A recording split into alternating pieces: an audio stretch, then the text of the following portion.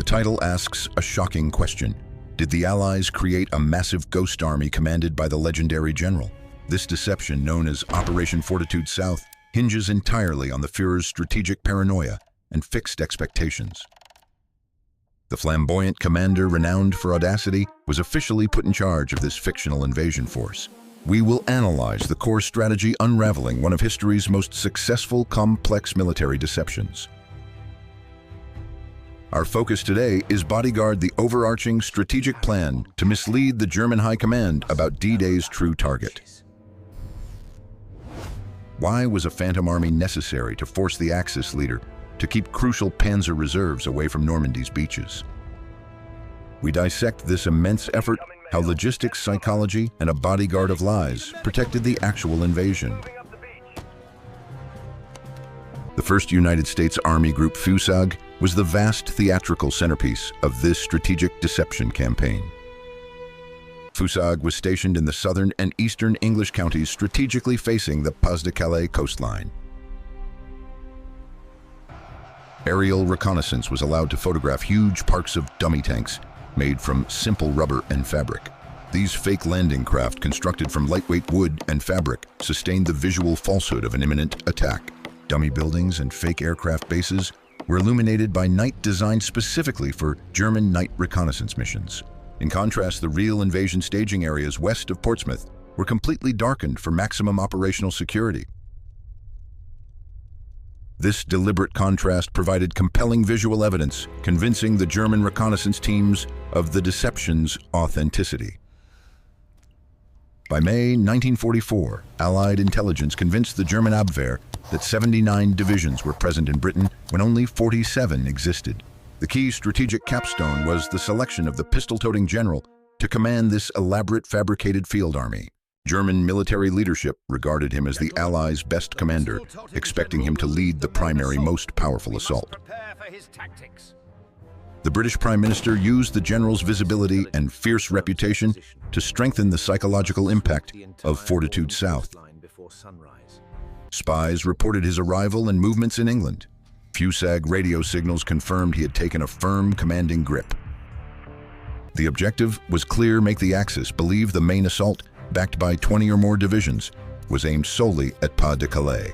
This was a masterclass in exploiting an adversary's known expectations and cognitive biases in military planning and execution.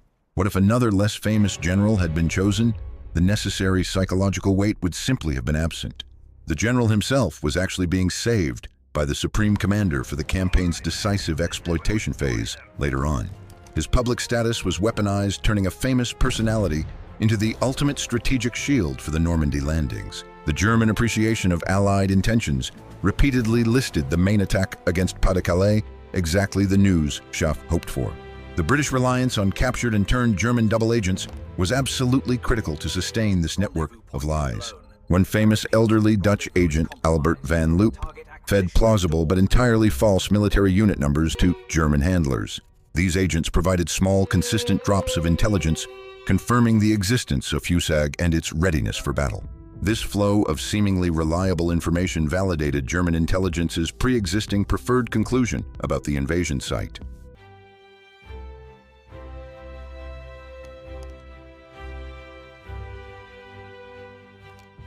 Planners recognized the crucial difference between accurate espionage and strategic deception in warfare and applied it expertly. The operational success meant that the 15th German Army remained frozen near Pas-de-Calais, awaiting the assault led by the deceiver. Had these divisions been free to move, they could have immediately launched devastating, overwhelming counterattacks against Normandy. The delay caused by the deception was arguably the decisive factor, enabling the Allied lodgement area to be secured successfully. Ultimately, the strategic value of the Ghost Army and its commander far outweighed the vast resources spent on inflatable props. This commitment to a lie, called a bodyguard of lies by the British Prime Minister, defined the war's pivotal turning point. What fundamental strategic decision allowed the deception to work, exploiting the enemy's fixed, rigid belief systems? The German command structure, heavily influenced by the Axis leader, struggled with flexible decision-making and rapid troop movement. German military leaders believed that the shortest possible crossing the Calais route was the only logical strategic choice. What key technological factor contributed Allied air supremacy meant German reconnaissance could only confirm the visual falsehoods.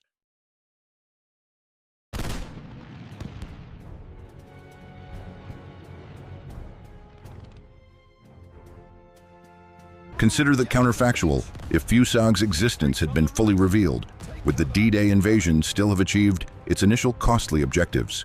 The historical lesson here is profound perception, when expertly crafted and reinforced, becomes military reality for the adversary. Analyzing this highlights the interplay between meticulous intelligence-gathering technological superiority and psychological warfare methods. It shows that logistics involving zero actual combat troops can still achieve overwhelming results on the strategic battlefield.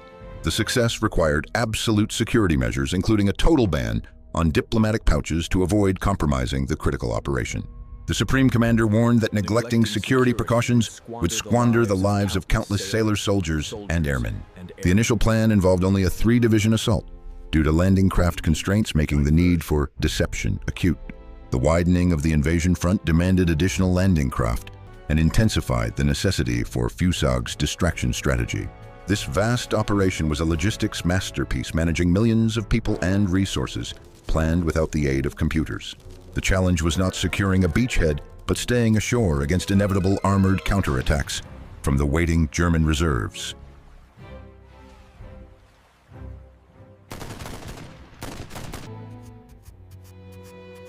We must remember the moral complexity.